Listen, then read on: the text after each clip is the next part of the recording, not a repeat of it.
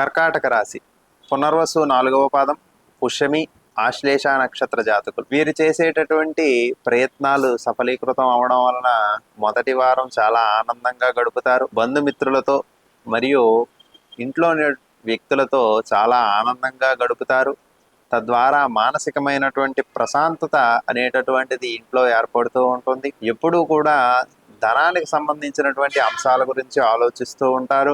వీరు చేసేటటువంటి ధన సంబంధమైనటువంటి పనులు ఈ 15 రోజులలో కొంత ఇబ్బందికరంగా సూచిస్తూ ఉంటుంది. కాబట్టి పెట్టుబడులు పెట్టేటటువంటి వారు ప్రధానంగా వారి యొక్క పెట్టుబడిని ఆచితూచి పెట్టడం అనేటటువంటిది చాలా అవసరం. జన్మస్థానంలో గురి సంచారం వలన ఆరోగ్యానికి సంబంధించినటువంటి ఇబ్బందులు ఏర్పడతాయి.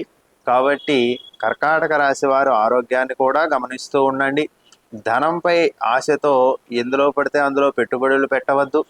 తెలియక చేసినటువంటి పెట్టుబడులు అవి నష్టాన్ని కలిగించడానికి అవకాశం ఉంటుంది. కాబట్టి మీకు అనుభవం ఉన్నటువంటి అంశాలలో మాత్రమే మీ యొక్క ధనాన్ని పెట్టుబడిగా పెట్టండి.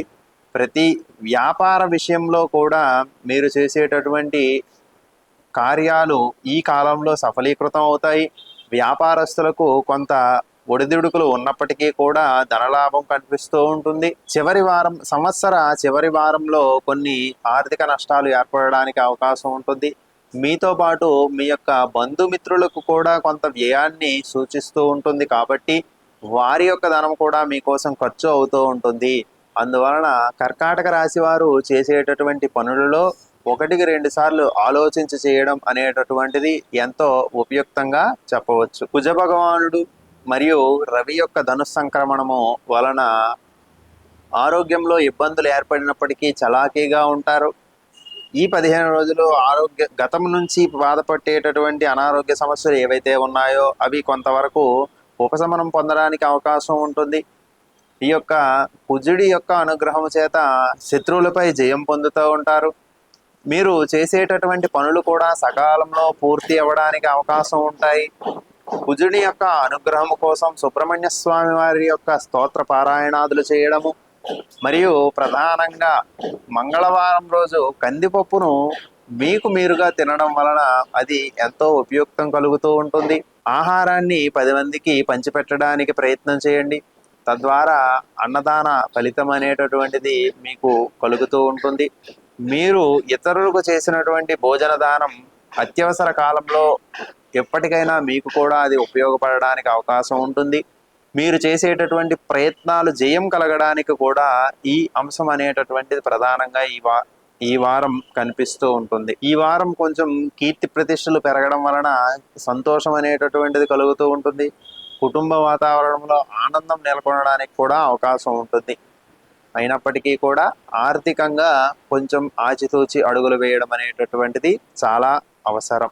అలాగే పరోపకారం ఇదం శరీరం అన్నట్లుగా ఇతరులకు సాయం చేసే ఉద్దేశ్యంతో కర్కాటక రాశి వారు మిసలుకోవడం అనేటటువంటిది చాలా అవసరమైనటువంటి అంశంగా చెప్పవచ్చు.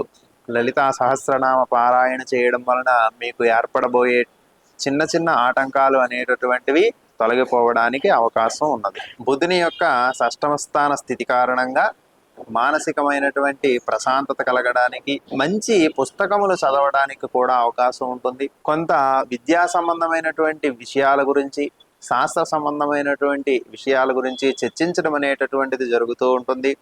శాస్త్ర సాంకేతిక రంగాలలో ఉండేటటువంటి వారికి జ్ఞాన అభివృద్ధి చెందడానికి అవకాశం ఉంటుంది. కాబట్టి మీరు చేసేటటువంటి శాస్త్ర సంబంధమైనటువంటి, సాహిత్య సంబంధమైనటువంటి అన్ని అంశాలు కూడా చక్కగా నిర్విఘ్నంగా జరగడానికి అవకాశం అనేటటువంటిది ఏర్పడుతూ ఉంటుంది.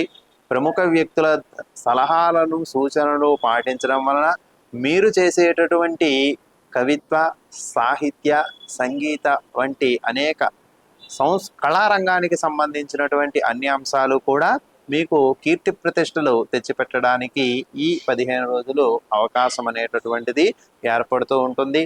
అలానే ఆ రంగానికి సంబంధించినటువంటి అన్ని అవకాశాలు అందిపుచ్చుకోవడానికి కూడా అవకాశాలు కల్పించబడతాయి.